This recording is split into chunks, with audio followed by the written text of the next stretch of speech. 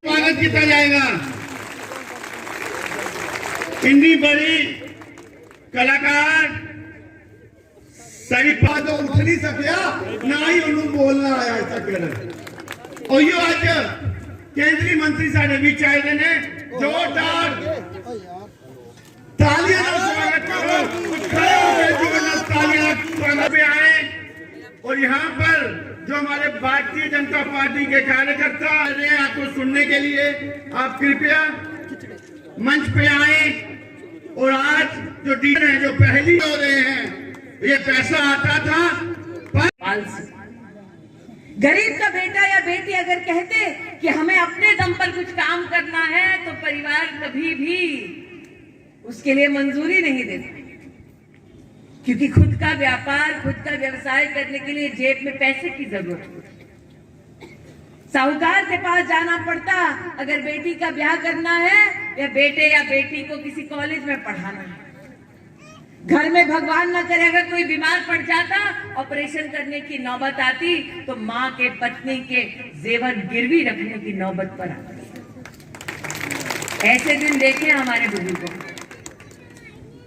और ये दिन तब देखे जब सत्ता कांग्रेस और उनके दोस्तों के पास थी। ये दिन तब देखे, ऐसे दिन देखे कि अगर गांव में कोई बीमार पड़ जाता तो आस पड़ोस के लोग देखते कि उनकी जेब में कितना पैसा है, ताकि एक एक रुपया जोड़कर अगर किसी की मदद हो सकती तो मदद करते। ऐसे दिन देखे हैं कांग्रेस के राज में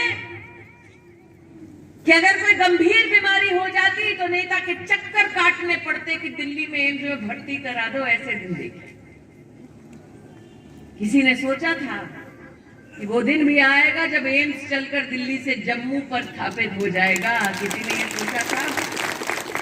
ये तब संभव हुआ जब आपने साल 2014 में देश की कमान नरेंद्र मोदी के हाथ में दी। ये दर्द मोदी इसलिए समझते क्योंकि स्वयं गरीबी में जन्मे और गरीबी में संघर्ष कितना करना पड़ता है वो भलीभांति जानते हैं। याद होगा आपको साल 2014 में इन्हीं कांग्रेस के नेताओं ने मजाक उड़ाते हुए कहा था, अरे चाय वाला कभी प्रधानमंत्री नहीं बन सकता। यही कांग्रेस के नेताओं ने कहा था, गरीब की इतनी औकात नहीं हो सकती कि वो चाय वाला प्रधानमंत्री बन जाए। और इसी जनता ने मुंह तोड़ जवाब देकर एक गरीब माँ के बेटे को देश का प्रधान सेवक बनाया। ये वही जनता है और आज इसी जनता को याद दिलाने आई।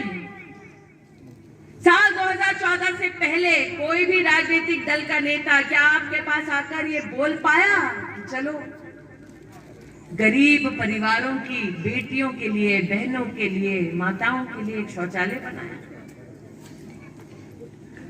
गांव में, गरीब घरों में हम ये मान कर चले थे कि शौचालय जाना है तो महिला को सूरज के ढलने का इंतजार करना पड़ेगा।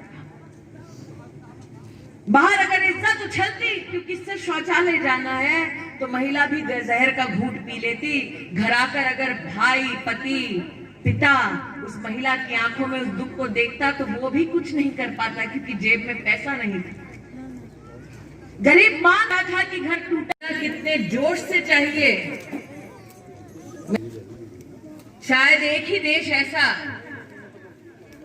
जिसने भूमि को पुण्य मानकर उसे मां का दर्जा दिया हो, तो उस देश में मां का जयकारा लगे तो पूरी श्रद्धा के साथ लगे, बोलो भारत माता की। और आज जिस बेटी के लिए आप सबसे आशीर्वाद मांगने आए, ऐसी हमारी प्रत्याशी आदरणीय सुषमा जी के माध्यम से मैं आप सबका वंदन। अगर कोई उनसे पूछे कि उनके जीवन का ध्येय क्या है, उनकी जिंदगी का मकसद क्या है, या ये पूछे कि उनके जीवन में अभिलाषा क्या है, तो इस साधारण महिला का जवाब मात्र एक कि मुझे अपने लोगों के मध्य में रहकर उनकी सेवा करनी है।